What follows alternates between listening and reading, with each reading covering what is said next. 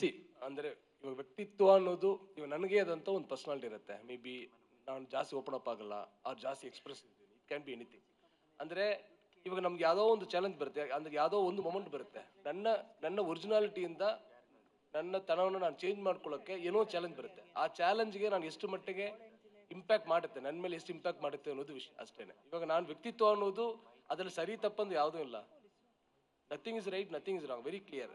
ಅಂದ್ರೆ ನೀವೆಲ್ಲ ಬಂದಿದ್ದೀರಾ, ಶೋ ಗೆಲ್ಬೇಕಂತ ಬಂದಿದ್ದೀರಾ, ಕಪ್ ಗೆಲ್ಬೇಕಂತ ಬಂದಿದ್ದೀರಾ, ಜನರು ಗೆಲ್ಬೇಕಂತ ಬಂದಿದ್ದೀರಾ. ಇದು ಮಧ್ಯೆ ನಾನು ನಿಮ್ಮನ್ನ ಡಿಸ್ಟರ್ಬ್ ಮಾಡೋಕ್ಕೆ ನಾನು ದುಡ್ಡು ಕೊಡ್ತೀನಿ. ದುಡ್ಡು ಅವಶ್ಯಕತೆ ಇದೆ ನನಗೆ. ಇದು ನಾನು ಗೆಲ್ಲುವುದಕ್ಕಿಂತ ದುಡ್ಡು ಅವಶ್ಯಕತೆ ಇದೆ. May be I can divert my self, ನಾನು ಚೇಂಜ್ ಮಾಡ್ಕೋತೀನಿ ಅಂತ ನೀವು ಈ ಡಿಸಿಷನ್ ತಗೋತೀರಾ. ಇಲ್ಲ ದುಡ್ಡು ಎಷ್ಟು ಕೊಟ್ಟರು ಪರವಾಗಿಲ್ಲ, ನಾನೊಂದು ಗೋಲ್ ಇಟ್ಕೊಂಡು ಬಂದಿದ್ದೀನಿ, ಅಲ್ಲಿಗೆ ಹೋಗ್ತೀನಿ ಎನ್ನುವುದು ನೀವು ಡೈವರ್ಟ್ ಆಗ್ತೇ ಹೋಗ್ತೀರಾ. ಅಷ್ಟೇ ಕ್ವಶನ್ ಇದ್ದಿತ್ತು.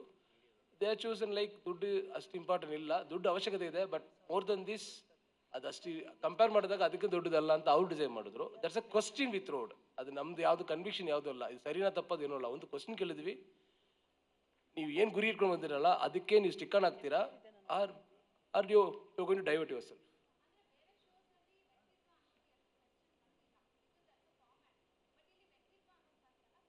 ಇಟ್ಸ್ ಫಾರ್ಮೆಟ್ ಅಂತ ಏನೂ ಇಲ್ಲ ಮ್ಯಾಮ್. ಅಂದ್ರೆ ಇವಾಗ ಬಿಗ್ ಬಾಸ್ ಅಲ್ಲಿ ಇದೇ ಫಾರ್ಮೆಟ್ ಅಂತ ಏನೂ ಇಲ್ಲ. ಅದಕ್ಕೆ ಬೇಸಿಕ್ ರೂಲ್ಸ್ ಒಂದಿರುತ್ತೆ.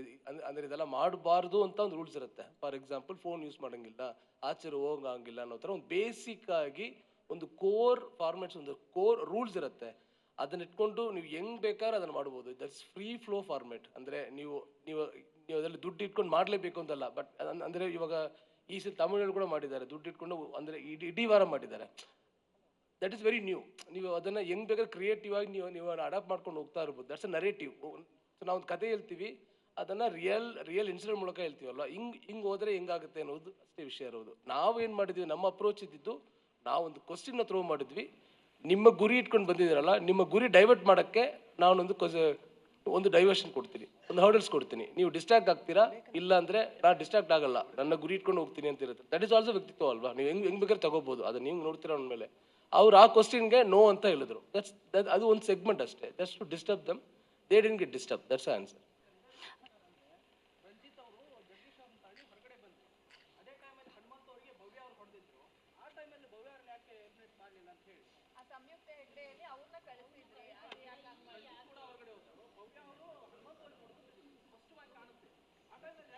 ಅದು ಸುದೀಪ್ ಸರ್ ಹೇಳಿದ್ರಲ್ಲ, ಅದನ್ನ ಕ್ಲಿಯರ್ ಆಗಿ ಅದು ಅದು ಅದು ಇವಾಗ ಅದು ಹೆಂಗಾಗುತ್ತೆ ಅಂದ್ರೆ ಸರ್, ಒಂದು ವಾದ ವಿವಾದ ಅಂತ ಆಗುತ್ತೆ.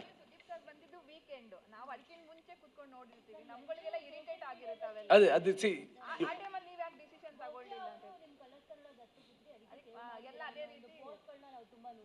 ಅದು ಎಲ್ಲ ಸೀಸನ್ ಬರುತ್ತೆ ಅಲ್ಲ. ಎಲ್ಲ ಸೀಸನ್ ಯಾರೋ ಒಬ್ರು ಕಲಸ್ಕರ ಕೆಲಸ ಮಾಡೋರು ಯಾರೋ ಒಬ್ರು ಬರ್ತಾರೆ, ಅವ್ರಿಗೆಲ್ಲ ಇದೇ ತರ ನ್ಯೂಸ್ ಬಂದೇ ಬರುತ್ತೆ. ಕಲಸ್ಕರ ಇವ್ರನ್ನೇ ಗೆಲ್ಸುತ್ತೆ. ಒಂದೇ ತರ ನೋಡಿದ್ವಲ್ಲ, ಎಲ್ಲರೂ ಒಂದೇ ತರ ನೋಡಿದ್ವಿ. ಅಂದ್ರೆ ಅದು ಸುದೀಪ್ ಸರ್ ಕ್ಲಿಯರ್ ಆಗಿ ಹೇಳಿದ್ದಾರೆ. ಅದರಲ್ಲಿ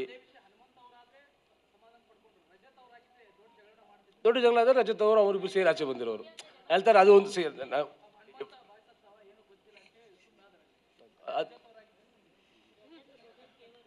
ಅದು ಅಂದ್ರೆ ನೀವು ಅಲ್ಲಿ ಯಾರು ಬೇಕಾದ್ರೂ ಪ್ಲೇಸ್ ಮಾಡ್ಬೋದು. ಹನುಮಂತ ಜಾಗದಲ್ಲಿ ಬೇರೆ ಯಾರು ಬೇಕಾದ್ರೂ ಪ್ಲೇಸ್ ಮಾಡ್ಬೋದು. ನೀವು ಯಾರನ್ನ ಪ್ಲೇಸ್ ಮಾಡ್ತಿರೋ ಅವ್ರ ವ್ಯಕ್ತಿತ್ವ ಮೇಲೆ ಆ ಒಂದು ಇನ್ಸಿಡೆಂಟ್ ದೊಡ್ಡದಾಗುತ್ತೆ, ಅಷ್ಟೇ ವಿಷಯ.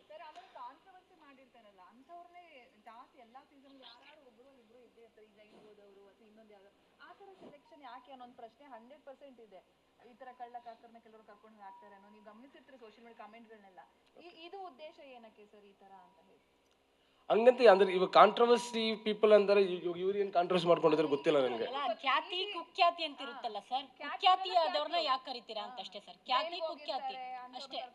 ಇನ್ನೊಂದೇನೋ ಇದಾಗಿರುತ್ತೆ ಅಂತ ಒಂದು ಕರ್ಕೊ ಬರ್ತೀವಿ, ಯಾಕೆ ಅಂತ? ಅದು ಯಾಕೆ ಆ ಸ್ಟ್ರಾಟಜಿ ಏನಕ್ಕೆ? ಸ್ಟ್ರಾಟಜಿ ಸ್ಟಾರ್ಟ್ ಆದಾಗ ಎಲ್ಲರೂ ಸಹ ಕಾಂಟ್ರವರ್ಸಿ ಮಾಡ್ಕೊಂತಾರೆ. ಇನ್ನೇನ್ ಸ್ಟಾರ್ಟ್ ಆಗಕ್ಕೆ 1 ಮಂತ್ ಇರ್ಬೇಕಾದ್ರೆ ಅದಕ್ಕೆ ಹೋಗ್ಬೇಕು ಅಂತಾನೆ ಕಾಂಟ್ರವರ್ಸಿ ಮಾಡ್ಕೊಂತಾರೆ. ಅದಕ್ಕೆಲ್ಲ ನಾವು ರೆಸ್ಪಾನ್ಸಿಬಲ್ ತಗೊಳಕ್ಕಾಗಲ್ಲ. ವಿಷಯ ಇರೋದು ತುಂಬಾ ಸಿಂಪಲ್ ಮ್ಯಾಮ್. ಇವಾಗ ನಾವು ಶೋ ಮಾಡ್ತೀವಿ ಅಂದ್ಕೊಳ್ಳಿ, ಇವಾಗ ಯಾವ್ದು ದೊಡ್ಡ ಮೂವಿ ಮಾಡ್ತಾರೆ ಅನ್ಕೊಳ್ಳಿ, ಯಾರು ಎನಿ ಶೋ ಮಾಡಿದ್ರೆ ಅಲ್ಲಿ ಇವ್ರು ಬರಬೇಕು ಅಂತ ಒಂದು ವಿಶ್ ಲಿಸ್ಟ್ ಇರುತ್ತೆ. ವಿಶ್ ಲಿಸ್ಟ್ ಯಾವ್ದು ಬೇಸ್ ಇರುತ್ತೆ. ಇನ್ ಕೇಸ್ ಒಂದು ಕಥೆ ಆಗಿದ್ರೆ, ಒಂದು ಫಿಕ್ಷನ್ ಆಗಿದ್ರೆ, ಈ ಕ್ಯಾರೆಕ್ಟರ್ಗೆ ಇವ್ರು ಸರಿ ಇರ್ತಾರೆ ಅಂತ ಒಂದು ಲಾಜಿಕಲ್ಲಿ ಚೂಸ್ ಮಾಡ್ತಾರೆ. ಈ ತರ ನಾನ್ ಫಿಕ್ಷನ್ ಇದ್ರೆ ಇದು ಕ್ಯಾರೆಕ್ಟರ್ ಏನೂ ಇಲ್ಲ, ಕತೆ ಹಿಂಗೆ ಹೋಗುತ್ತೆ ಯಾರಿಗೂ ಗೊತ್ತಿಲ್ಲ. ಸೊ ಬೇಸಿಕ್ ರೂಲ್ ಏನಿದ್ರೆ ಇವ್ರೆಲ್ಲ ಗೊತ್ತಿರೋರು, ಜನಕ್ಕೆ ಪರಿಚಯ ಇರೋರು ಅನ್ನೋದು ವಿಷಯ. ಅದು ಒಳ್ಳೆ ರೀತಿನ ಕೆಟ್ಟ ರೀತಿನ ಹಂಗೇನು ಇಲ್ಲ ವಿಷಯ ಇರೋದು. ಇವಾಗ ಫಾರ್ ಎಕ್ಸಾಂಪಲ್ ಯಾರೊಬ್ರು ಇರ್ತಾರೆ, ಇವ್ರು ಕೆಟ್ಟವ್ರಂತ ಹೆಸರಾಗಿರುತ್ತೆ, ಬಟ್ ಹೂ ನೋಸ್ ಅದು ಆಮೇಲೆ ಕೊನೆದಾಗ ಅವರೇನು ಅಲ್ಲ ಅಂದ್ರೆ ಒಳ್ಳೆಯವರು ಅಂತ ಡಿಸೈಡ್ ಆಗುತ್ತೆ. ನಮ್ಗೆ ಒಳ್ಳೆಯವರು ಕೆಟ್ಟವರು ಅಂತ ಒಂದು ಪ್ರಾಸೆಸ್ಸಲ್ಲಿ ಯಾವುದೋ ಒಂದು ಪ್ರಾಸೆಸ್ ಮಧ್ಯದಲ್ಲೇ ಇವ್ರು ಒಳ್ಳೆಯವರು ಕೆಟ್ಟವರು ಅಂತ ಹೆಂಗೆ ಡಿಸೈಡ್ ಆಗ್ತಾರೆ? ಯಾವುದೋ ಒಂದು ಪೀರಿಯಡ್ ಬರಬೇಕು, ಅದಾದ್ಮೇಲೆ ಗೊತ್ತಾಗಬೇಕು. ಹಂಗೇನೆ ಅಂದರೆ ಅವ್ರು ಫೇಮ್ ಇರ್ತಾರೆ, ಅವ್ರು ಟಾಕ್ ಆಫ್ ದ ಟೌನ್ ಆಗಿರ್ಗೆ ಅಂದ್ರೆ ಯಾವುದೋ ಒಂದು ರೀತಿ ಯಾವುದೋ ಒಂದು ವಿಷಯದಲ್ಲಿ ಯಾವುದೋ ಒಂದು ಎಲ್ಲರೂ ಗೊತ್ತಿರೋ ಫೇಸ್ ಆಗಿರುತ್ತೆ, ಅವರಲ್ಲಿ ಒಳಗೆ ಬರ್ತಾರೆ. ಅದರಲ್ಲಿ ಅವ್ರಿಗೆ ಒಳ್ಳೆ ವ್ಯಕ್ತಿತ್ವ ಇದ್ದು, if is a good entertainer or ಒಳ್ಳೆ ಎಲ್ರಿಗೂ ಇಷ್ಟಪಡೋ ಒಂದು ಕ್ಯಾರೆಕ್ಟರ್ ಆಗಿದ್ದರೆ ಅವ್ರ ಶೋ ಗೆಲ್ಲುವ ತನಕ ಹೋಗ್ಬೋದು, ಇಲ್ಲಾಂದರೆ ಆಚೆ ಹೋಗ್ತಾರೆ. ಇಲ್ಲಿಗೆ ಇವ್ರು ಬರಬಾರ್ದು ಅನ್ನೋದು ಯಾವುದು ರೂಲ್ ಇಲ್ಲ, ಯಾರು ಬೇಕಾದ್ರೂ ಬರ್ಬೋದು. ಯಾರು ಜನರಿಗೆ ಇಷ್ಟ ಆಗ್ತಾರೋ ಅವ್ರ ಶೋ ಕೊನೆ ತನಕ ಕಂಟಿನ್ಯೂ ಆಗ್ತಾರೆ, ಇಷ್ಟ ಆಗದೆ ಇರೋರು ಬಿಗಿನಿಂಗಲ್ಲೇ ಹೋಗ್ತಾರೆ, ಅಷ್ಟೇ ವಿಷಯ. ರಜತ್ ಅವರೇ ಒಂದ್ ನಿಮಿಷ ನಾನು ಇವರು ಕ್ವಶನ್ ವೀಕಲ್ಲಿ ಇಮ್ಯುನಿಟಿ ಕೊಡೋ ಟಾಸ್ಕ್ ಅಲ್ಲಿ ಧನರಾಜ್ ಅವರು ವಿನ್ ಆಗಿರ್ತಾರಲ್ಲ, ಸೊ ಅಂದ್ರೆ ಮಿರರ್ಗೆ ಪರದೆ ಬಿಡ್ಬೋದಿತ್ತು, ಅದು ಬಿಗ್ ಬಾಸ್ದೇ ತಪ್ಪು. ಸೊ ಧನರಾಜ್ಗೆ ಯಾಕಂದ್ರೆ ಪ್ರೀವಿಯಸ್ ಟಾಸ್ಕ್ ಅಲ್ಲಿ ತ್ರಿವಿಕ್ರಮ್ ಅವರು ಮತ್ತೆ ಮೋಕ್ಷಿತಾ ಇಂದನೂ ಫೌಲ್ ಆಗಿರುತ್ತೆ. ರೀಗೇಮ್ ನ ನೀವು ಆಡಿಸ್ತೀರಾ, ಬಟ್ ಆ ಟಾಸ್ಕ್ ಅಲ್ಲಿ ರೀಗೇಮ್ ಆಡಿಸೋದಿಲ್ಲ, ಬಟ್ ನೆಕ್ಸ್ಟ್ ಡೇ ವರ್ಗು ವೇಟ್ ಮಾಡಿ ಆಮೇಲೆ ಡಿಸಿಷನ್ ತಗೋತೀರಾ. ಸೊ ಇದು ಬಿಗ್ ಬಾಸೇ ತಪ್ಪು ಅಂತ ನಿಮ್ಗೂ ಅನ್ಸುತ್ತಾ? ಬಿಗ್ ಬಾಸ್ ತಪ್ಪು ಅಲ್ಲ, ಅದನ್ನ ಶೋ ಅಲ್ಲಿ ಹೇಳಿದ್ವಿ ಕ್ಲಿಯರ್ ಆಗಿ. ಅಲ್ಲಿ ಏನು ಮಿರರ್ ಏನಿರುತ್ತಲ್ಲ, ಮಿರರ್ ಇರೋ ಕಾರಣ ಅದರಿಂದ ಕ್ಯಾಮ್ರಾ ಇರುತ್ತೆ. ಆ ಕ್ಯಾಮ್ರಾ ಶೂಟ್ ಮಾಡೋದು ಜಾಗ ಬೇಕು ಅನ್ನೋದು ಮಾಡಿರುತ್ತೆ. ಅದನ್ನು ನೀವು ಅಲ್ಲಿಗೆ ಪರದೆ ಹಾಕಿ ಮುಚ್ಚಕ್ಕಾಗಲ್ಲ. ಅಲ್ಲಿಗಿರುವ ಡಿಸ್ಅಡ್ವಾಂಟೇಜ್ ಅಂದರೆ ಅದು ಕಾಣಿಸುತ್ತೆ. ಅಂದರೆ ನಾವು ಅಲ್ಲಿ ಒಂದು ಟಾಸ್ಕ್ ಟೀಮ್ ಇರುತ್ತೆ, ದಿ ವಿಲ್ ಗೋನ್ ಚೆಕ್, ಎಲ್ಲ ಚೆಕ್ ಮಾಡಿದಾಗ ಮೇ ಬಿ ಇವ್ರಿಗೇನೋ ಒಂದು ಹೈಟ್ ಅಡ್ವಾಂಟೇಜ್ ಆಗಿದೆಯೋ, ಇಟ್ ಕ್ಯಾನ್ ಬಿ ಎನಿಥಿಂಗ್, ಅದು ಏನಂತ ಗೊತ್ತಿಲ್ಲ ನಮ್ಗೆ. ಆ ಮೊಮೆಂಟಲ್ಲಿ ವಿ ಮಿಸ್ಡ್. ಅವ್ರಿಗೂ ಕೂಡ ಏನೋ ಒಂದು ರೋ ಏನೋ ಕಾಣಿಸಿದೆ. ಅವ್ರಿಗೆ ಆ್ಯಕ್ಚುಲಿ ಅವ್ರು ಶೋಲ್ಲಿ ಹೇಳ್ಕೊಂಡಿದ್ದಾರೆ, ಅಂದರೆ ಮಂಜು ಹತ್ರ ಮಾತಾಡಿದಾಗ ಫುಲ್ ಕಾಣಿಸ್ಲಿಲ್ಲ, ಒಂದು ಮೇಲ್ಗಡೆ ಮಾತ್ರ ಕಾಣಿಸ್ತಿದೆ. ಮೇ ಬಿ ಅವ್ರ ಹೈಟ್ಗೆ ಆ ಒಂದು ಆ್ಯಂಗಲಲ್ಲಿ ಮೇ ಬಿ ಕರ್ನಾಟಕದಲ್ಲಿ ರಿಫ್ಲೆಕ್ಷನ್ ಕಾಣಿಸಿರ್ಬೋದು. ನಾವು ಚೆಕ್ ಮಾಡ್ತಾರಲ್ಲ, ಸೊ ಅವ್ರ ಹೈಟಲ್ಲಿ ಅದು ಕಾಣಿಸ್ತಾ ಇರ್ಬೋದು. ಸಮಥಿಂಗ್ ಸಣ್ಣ ಒಂದು ಮಿಸ್ ಆಗಿದೆ. ಅದು ದುಡ್ಡು ತಪ್ಪೋದು ಹೇಳೋಕ್ಕಾಗಲ್ಲ, ಬಟ್ ಸಮಥಿಂಗ್ ಅದು ಯಾರೋ ಒಬ್ರಿಗೆ ಫೇವರ್ ಆಗಿಬಿಟ್ಟಿದೆ. ಅದು ನಮಗೆ ಗೊತ್ತಾಗೋದ್ರಲ್ಲಿ ರಿಸಲ್ಟ್ ಅನೌನ್ಸ್ ಮಾಡಿಬಿಟ್ಟಿದ್ದೀವಿ ಇವಾಗ. ಅಂದರೆ ಇವಾಗ ನಾವು ರೆಗ್ಯುಲರ್ ಏನು ಮಾಡ್ತೀವಿ ಅಂದರೆ ಉಸ್ತುವಾರಿ ಮೇಲೆ ಬಿಡ್ತೀವಿ. ಅದರ ಉಸ್ತುವಾರಿ ಎಲ್ಲ ನೋಡಿ ಅವರೇ ಸರಿ ಮಾಡ್ಬೇಕಂತ ಹೋಗ್ತೀವಿ. ಬಟ್ ಆ ವಾರ ಪರ್ಟಿಕ್ಯುಲರ್ ಆ್ಯಕ್ಚುಲಿ ಬಿಗ್ ಬಾಸ್ ಯಾವತ್ತೂ ಹಂಗೆ ಆಗಿದ್ದಿಲ್ಲ. ಯಾಕಂದರೆ ಟಾಸ್ಕ್ ಮೇಲೆ ಎವಿಕ್ಷನ್ ಅನ್ನೋದು ಇತ್ತು. ಟಾಸ್ಕ್ ಗೆಲ್ಲೋರಿಗೆ ಇಮ್ಯುನಿಟಿ ಒಬ್ರಿಗೆ ಸಿಗುತ್ತೆ, ಅವ್ರು ಎವಿಕ್ಷನ್ದ ಸೇವ್ ಆಗ್ಬೋದು ಅನ್ನೋದಿದ್ದಾಗ ಅಲ್ಲಿಗೆ ಯಾರು ಒಬ್ರಿಗೂ ಅಂದರೆ ಗೊತ್ತಿಲ್ಲದೋ ಯಾರು ಫೇವರ್ ಆಗಬಾರ್ದು ಅನ್ನೋದು, ಅದು ಎಲ್ರಿಗೂ ಒಂದು ಈಕ್ವಾಲಿಟಿ ಮೇಂಟೈನ್ ಆಗಬೇಕು ಅನ್ನೋದು, ಅದಕ್ಕಾಗಿ ಏನು ಮಾಡಿದ್ವಿ, we push the mid week eviction ಅಷ್ಟೇ. ಅಲ್ಲಿಗೆ ಯಾರು ತಪ್ಪೊಂದು ಹೇಳಿಲ್ಲ, ರೈಟೊಂದು ಹೇಳಿಲ್ಲ. ಸಮಥಿಂಗ್ ಇಟ್ಸ್ ಹ್ಯಾಪನ್, ಲೈಕ್ ಒಂದು ಆಕ್ಸಿಡೆಂಟ್ ಥರ ಆಗಿದೆ ಅದು. ಅದನ್ನು ಯಾರಿಗೂ ಅದನ್ನು ಯಾರು ನೆಗೆಟಿವ್ ಇಂಪ್ಯಾಕ್ಟ್ ಆಗಬಾರ್ದು ಅಂತೇಳಿ. ಬಟ್ ನಾವೇನು ಅನ್ಕೊಂಡಿದ್ದು ಅದೇ ಥರ 2 ಎವಿಕ್ಷನ್ ಹೋಗಿದ್ವಿ. ಅವತ್ತು ಮಿಡ್ ವೀಕ್ಲಿ ಆಗಬೇಕಿತ್ತು. ಈ ಒಂದು ಟಾಸ್ಕಿಂದ ಬರುವ ಸೇವ್ ಇದೆಯಲ್ಲ, ಅದನ್ನು ಪುಷ್ ಮಾಡೋಣ, ವೀಕೆಂಡ್ ಮಾಡೋಣ ಅಂತೇಳಿ ಮಾಡ್ಕೊಂಡಿದ್ದೆ ಅಷ್ಟೇ.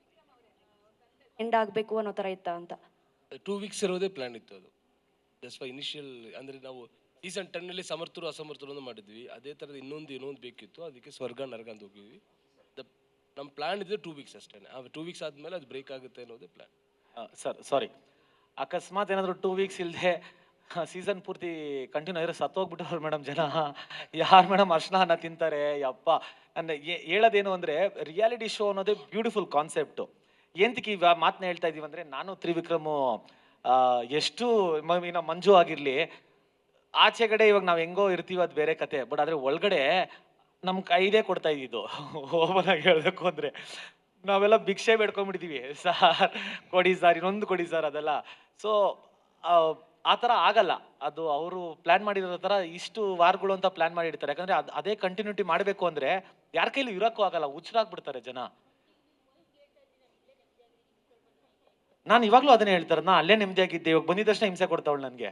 ಸ್ಟಾರ್ಟ್ ಮಾಡ್ಬಿಟ್ಟಳ, ನಾನು ಬರ್ತೀನಿ ಅಂದ್ಲು, ಹೊಡೆದಾಕ್ಬಿಡ್ತೀನಿ ಅಂದೆ. ತಿರ್ಗಾ ನಾನು ಆರಾಮಾಗಿ ಹೋಗಿ ಬರ್ತೀನಿ ಇರು ಮನೇಲಿ ಅಂದ್ಬಿಟ್ಟು ನಾನು ಬಂದೆ. ರಜತ್ ಅವರೇ, ಎಲ್ಲ ಕಡೆನೂ ರಜತ್ ಅವರೇ, ಈಗ ಒಬ್ಬ ಸ್ಪರ್ಧಿ ಎಲ್ಲ ಎಪಿಸೋಡ್ ನೋಡ್ಕೊಂಡು ಒಂದು ಪ್ಲಾನಿಂಗ್ ಇಟ್ಕೊಂಡು ಹೋದ ಅಂತ ಇಟ್ಕೊಳ್ಳೋಣ. ಹೌದು. ಆತನ ಪ್ಲಾನಿಂಗು ಮನೆ ಒಳಗಡೆ ಎಷ್ಟರ ಮಟ್ಟಿಗೆ ವರ್ಕೌಟ್ ಆಗುತ್ತೆ? 5% ಆಗಲ್ಲ ಸರ್. ಯಾಕಂದ್ರೆ ಬಿಗ್ ಬಾಸ್ ಅನ್ನೋ ಇವಾಗ ಎಕ್ಸಾಂಪಲ್ ನಾನೇ ಅದಕ್ಕೆ. ಇವಾಗ 50% ಆದಮೇಲೆ ನಾನು ಹೋದವನು. ಬಟ್ ಆದರೆ ನಮಗೆ ಇವಾಗ ಫ್ರ್ಯಾಂಕ್ ಆಗಿ ಹೇಳಬೇಕು ಅಂದರೆ, ನಾನು ಎಲ್ಲ ಎಪಿಸೋಡ್ ನೋಡಿದವನಲ್ಲ. ಫಸ್ಟ್ ಸ್ಟಾರ್ಟಿಂಗ್ 2 ವಾರ ಜಗದೀಶ್ ಇರೋವರೆಗೂ ನಾನು ನೋಡಿದೆ. ಜಗದೀಶ್ ಹೋದ್ಮೇಲೆ ಸ್ವಲ್ಪ ಬೋರ್ ಆಯಿತು, ಸೈಲೆಂಟ್ ಆದೆ. ಅದಾದ್ಮೇಲೆ ನಾನು ಹೋಗಬೇಕು ಅಂತ ನನಗೆ ಮಾತುಕತೆ ಬಂದಾಗ ಇನ್ನೂ 2 ಎಪಿಸೋಡ್ ಹಿಂದೆಗಡೆ ನಾನು ನೋಡಿದ್ದೆ. ಬಟ್ ಆದರೆ ಏನೇ ನಾವು ಪ್ಲಾನಿಂಗ್ ಮಾಡ್ಕೊಂಡು ಹೋದ್ರೂ ಮಾಸ್ಟರ್ ಮೈಂಡ್ ಇಲ್ಲಿ ಇದ್ದಾಗ ಏನು ಮಾಡೋಕ್ಕಾಗಲ್ಲ ಸರ್. ಅಲ್ಲಿ ನಾವೊಂದು ಅನ್ಕೊಂಡುವೆ ಈ ಥರ ಆಗುತ್ತೆ, ತ್ರಿವಿಕ್ರಮ್ ಈ ಥರ ಆಗ್ಬಿಡುತ್ತೆ, ಹಿಂಗೆ ಮಾಡೋಣ ಅಂತ. ಅಲ್ಲಿ ನೋಡಿದ್ರೆ ಟಾಸ್ಕ್ ಬೇರೆ ಥರ, ಇಲ್ಲ ಈ ಥರ ಮಾಡೋಣ ಅಂತ ಅನ್ಕೊತಾ ಇದ್ವಿ, ಈ ಥರ. ನಾವು ಫೈನಲ್ ಹೆಂಗಾಗ್ಬಿಟ್ವಿ ಅಂದ್ರೆ ನಾವ್ ಏನು ಮಾತಾಡೋದೇ ಬೇಡ, ಏನಾದ್ರು ಇದ್ರೆ ಮನ್ಸಲ್ಲಿ ಇಟ್ಕೊಂಡ್ಬಿಡಲ್ಲ, ಓಪನ್ ಆಗಿ ಮಾತಾಡ್ಬಿಟ್ರೆ ಅಲ್ಲಿ ಬೇರೆ ತರ ತಿರುಗಿಸ್ಬಿಡ್ತಾರೆ, ಬೇಡವೇ ಬೇಡ ಅನ್ನೋ ತರ ಆಗೋಗಿತ್ತು. ಎಷ್ಟೋ ಸತಿ ನಾವೇ ಓಪನ್ ಇಂಚ್ ಕೊಟ್ಬಿಟ್ಟು ನಮಗೆ ನಾವೇ ಹಾಕೊಂಡಿರೋದಿದೆ. ಒಂದ್ ಕಡೆ ನಾನು ನೀನು ಆಪೋಸಿಟ್ ಆಡ್ತಿದ್ರೆ ಕ್ಯಾಪ್ಟನ್ಸಿ ಟಾಸ್ಕ್ ಸಿಗಲ್ಲ, ಬಾ ನಾನು ನೀವು ಒಂದು ಟಾಸ್ಕ್ ಆಡೋಣ ಅಂತ ಬಂದ್ರೆ ರೆಸಾರ್ಟ್ ಟಾಸ್ಕ್ ಇಟ್ಬಿಟ್ಟು ಅಡಿಗೆ ಮಾಡ್ಕೊಂಡಿರಿ ಅಂತ. ಅದ್ರಲ್ಲಿ ಏನ್ ಜೊತೆಯಾಗಿ ಆಡೋದು.